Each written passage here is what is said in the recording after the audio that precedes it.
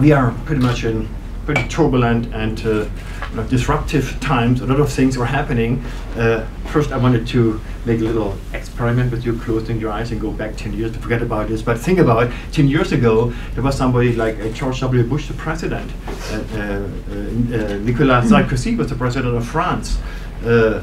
Gordon Brown was the Prime Minister of England, and so on, of the UK, and so on. You can count it. Brexit was not even invented as a term, and now 10 years later, everything is so different. So things can change quite quickly, and definitely the referendum from June 2016 has changed quite a lot. So there was all this debate in the public, but also in parts of literature, saying, the forecasts that have been made by, including people like the Bank of England and the head of the Bank of England, many others, were pretty much forecasting terrible times. Those ones who read those kind of reports know this was not really true. They didn't forecast terrible times, but they did say something that really has materialized. Brexit, the referendum, and Brexit only will happen earliest at the end of 2020. You have to think about that. But still, we feel all the implications. And the UK, as a total, was very much in the leading a lead country when it comes to the recovery processes after the financial crisis 2008. And now the UK is very much on the bottom of those processes. I'll only give you a couple of data here. You can see the referendum happened, and the UK, from pretty strong actor as in terms of recovering from the financial crisis, now is very at the bottom compared to the other G7 countries. The fact that things have been much better than prognosed has very much to do with the fact that UK consumers, so the consumer of last resort, they spent much more than everybody was expecting beforehand, but also they did this in a way not due to higher wages or something like this, but due to high kind of credits they took up. So the credit, the negative savings, so to say, is very, very strong. Also an indication that this kind of recovery, already weak, will not continue because nobody can really negative savings as a household have for a very much long time. And the kind of skepticism is also being seen if you look at those kind of data.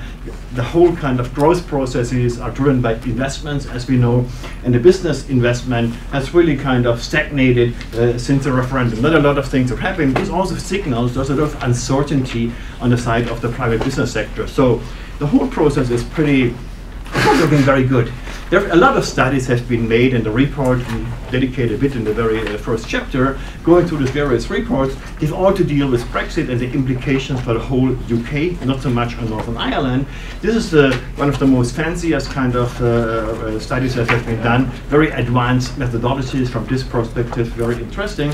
They created, those authors, very famous economists, they created a kind of doppelganger economy for the UK. They pretended not really as a benchmark, not really any other country, but an economy that is a kind of synthetic economy that would behave pretty much like UK economy behaved before the referendum. What you can see here is, again, a huge gap. So the real development of the UK is much worse than compared to what we expected without the referendum. In other words,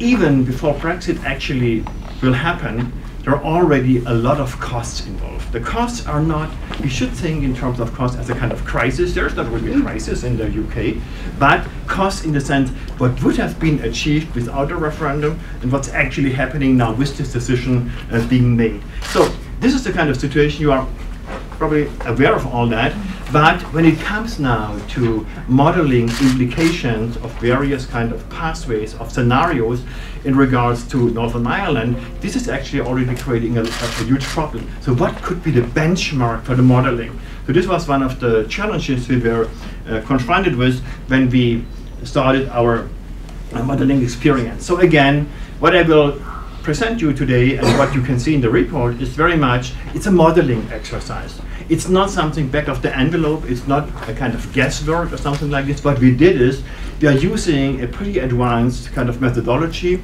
a so-called recursive dynamic computable general equilibrium model.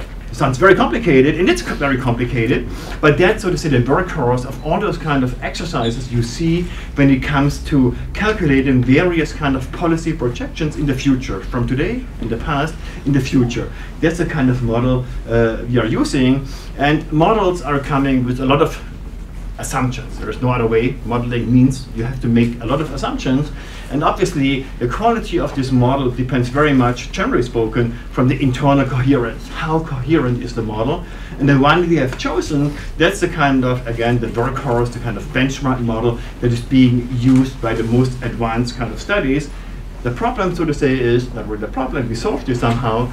Before we did this, and as you may know, we had the first report 2 years back or so.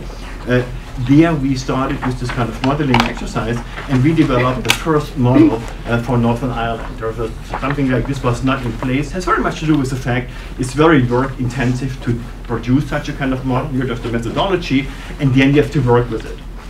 So this model is then, internally spoken, highly coherent, so we can work with it. It's being recognized in literature as a kind of, a model, a kind of way to deal with the problem that seems to be very, very sound. Number one. Number two, due to the kind of setup of the model, it's all about, at the end of the day, also the second component, the quality of data. So this model needs to be fed with data, and fortunately, to some degree at least, when we thought about repeating the first study under conditions of Brexit, something we didn't do at the time because there was no Brexit referendum at all, then we were in this lucky situation that new data had been published. User input and output tables, including for Northern Ireland, were there. So we could fed the model not only for more years from the start year until today, we also could look at the kind of revisions that have been made in the past in those new input-output models. So it's also kind of testing of the previous model we worked with. And it turned out our model of the first time was pretty much in line with the new data. Even there have been revisions, and there have been, all this includes slight kind of changes, but the direction and even the magnitude of the effects of the first study were very, very much kind of reproduced. So this was actually a very good kind of testing for us. So what we are doing then in this kind of modeling, only as a background before I move then to the real nitty-gritties of all this, that is to say, you have to create a kind of benchmark, that's this dotted line, where you would assume nothing has happened. There's not a referendum, nothing. How would the economy develop without any kind of policy changes? And then you have the chance with this modeling, you can introduce various kind of scenarios. And that's exactly what we did. We developed a couple of scenarios, and then you have the so-called counterfactual, how it's called in literature. That means that's the direction the economy would take if a particular scenario would be opted for. So that's the kind of idea. And so in our NEROI model, how it's called, we always have to give fancy names. This was a model. We named this thing in this way because it's the first kind of this kind of modeling for Northern Ireland, for the Republic of Ireland. So we are treating Northern Ireland as a so-called small economy in regards to the UK. We treat Northern Ireland and the Republic of Ireland as small economies in regard to the rest of the world. Those ones of you who are a bit have kind of knowledge in economics know it's very important, the so-called small. You have to highlight it, because this means has implications for the so-called elasticities of trade. And given the fact that it's all a huge kind of trade model, that's very critical. So in the report, those ones who want to learn much more, we try to lay out very precisely the kind of assumption, the kind of elasticities we have to use, and all those kind of things. So it's very clear, in a very clear way presented. So that's the kind of modeling. And then we developed scenarios. Again, think about it. At a time, I mentioned it's time consumptive. It's not something you do from one moment to the next. It's not a weekend job. So when we started to develop the scenarios, the debate we have now about Brexit and the options was not really very clear. So we decided at the time, let's go for, let's say, 4 things. Number one is we need, obviously, to develop this kind of benchmark, the BAU, the business as usual. That would be if nothing would happen at all. That's our benchmark. That's the kind of comparison we use. Then we analyze as a kind of scenario if there would be something like, as you know, hard Brexit, the whole of the UK is leaving the single market and the customs union, then at a time, now it has become, later on it has become the kind of concept, the backstop on the side of the European Union. We have the scenario Brexit with the Northern Ireland staying in the single market and the customs union, and the rest of the UK is leaving, hard Brexit of the rest. Northern Ireland staying in single market and common union, and then you have the unification scenario where Northern Ireland would join with the Republic of Ireland and leave the British pound area and all this kind of legal and economic framework and would be united with the Republic. So that's the kind of idea. And then, as I mentioned, the model has come in with its own kind of analytical assumption. The next step is feeding the model with the data. You also have to make some modest kind of assumptions, or they may not be so modest. Again, the report starts out with an introductory or assessment chapter by Mark Noland from the Peterson Institute in Washington, US. He's one of the most world-renowned authors when it comes to this kind of modeling and has a great reputation in doing this. He's assessing the model, he's praising the model, also gives some kind of critical input to us, and that's the way we deal with it. And he stresses at the very beginning that assumptions we made are relatively conservative. Means, we were very careful rather than to be too optimistic or too courageous when we dealt with the data and the assumptions for the model. We said, okay, let's go for a kind of middle of the road kind of route, and in order to avoid any kind of too optimistic outcomes. Means, as you can see later on, the effects, for example, for the hard Brexit we calculated, it's pretty shockingly high, but probably if there would be hard Brexit, one could assume, following Nolan and many others, that the real negative effects may be even stronger. The same as the unification effects we show may be actually larger than we assume, also due to the modeling we did. Again, this was a kind of deliberate decision. We wanted to go a kind of modest way rather than going to the very kind of a strong assumption. So, there are a couple of variables mentioned here. Again, you will see in the report in a very precise way. Obviously, if there would be hard Brexit, then WTO tariffs would hold. That's a kind of a regular kind of way. With a Brexit version, we thought about, again, following the literature, there will be negative effects from migration. As you know, that's already feasible. You can already see this. The number of migrants to the UK has decreased since the referendum. We thought about the exchange rate. Definitely, we see a devaluation of the British pound. The British pound is swinging around depending on the kind of daily use and so on, but overall we see a devaluation.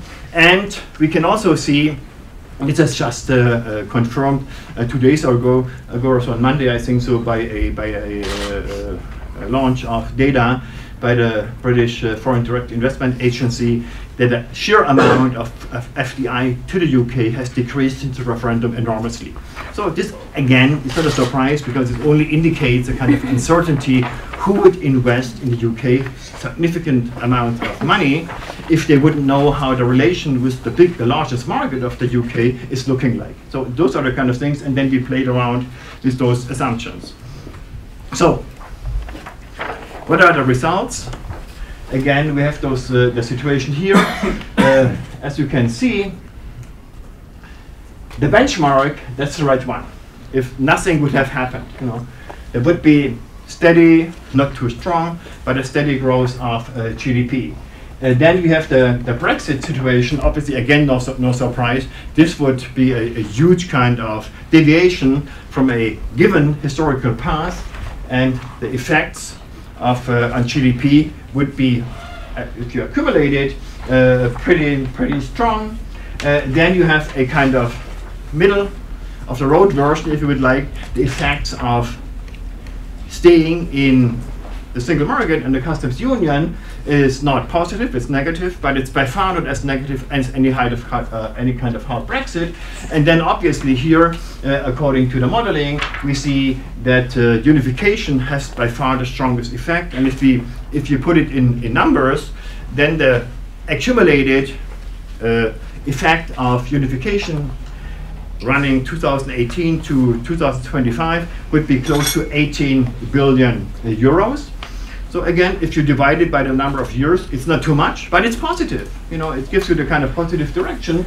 If you go to the kind of what is being presented today as maybe the best way dealing with Brexit, that Northern Ireland would stay in the single market and in the customs union, the effect would be negative, accumulated close to 4 billion. Again, if you divide it by the number of years, it would be on a yearly basis a relatively small reduction, but still a reduction. And obviously, the strongest kind of negative effect would be Brexit when it comes to Northern Ireland. You can see here for the Republic of Ireland, a Brexit, no surprise, would be very, very negative effects in terms of GDP accumulated 32 billion euros over time, has to do with the kind of strength of economic relations between the Republic and the UK and so on. So that's all kind of data. And then if you put it on per capita base, you can also see unification effects would accumulate in terms of, in regards to Northern Ireland, to 5 now we are here, to 1,000, roughly 1,000 euros. Again, small amount, but it's positive. And again, the main output here, the main insight this modeling has shown is we have to be aware, since this referendum happened in June 2016, the whole world has changed.